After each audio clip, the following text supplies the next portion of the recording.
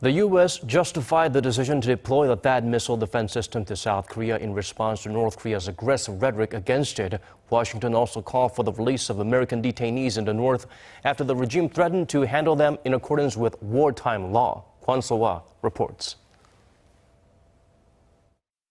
The United States says North Korea's threat to take physical action in retaliation for the deployment of the U.S. missile defense system THAAD proves the decision was right.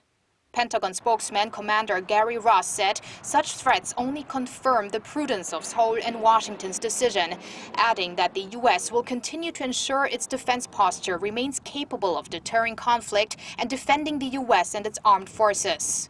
Washington also reacted to another threat made by North Korea late on Monday when it vowed to shut off all channels of contact with the U.S. and deal with any Americans detained in the country according to wartime law. The U.S. State Department once again called on North Korea to release the detainees from improper and unjust detention.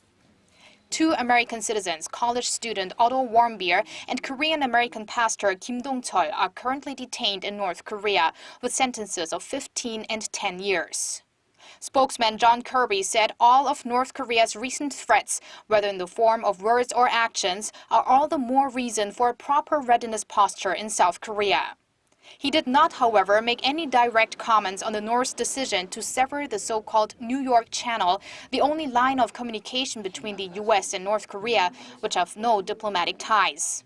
Seoul's foreign ministry also refrained from comment and instead reiterated its call for North Korea to stop its provocations.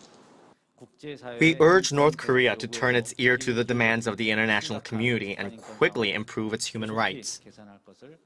A week ago, the U.S. for the first time ever slapped sanctions on North Korean leader Kim Jong-un for his human rights abuses.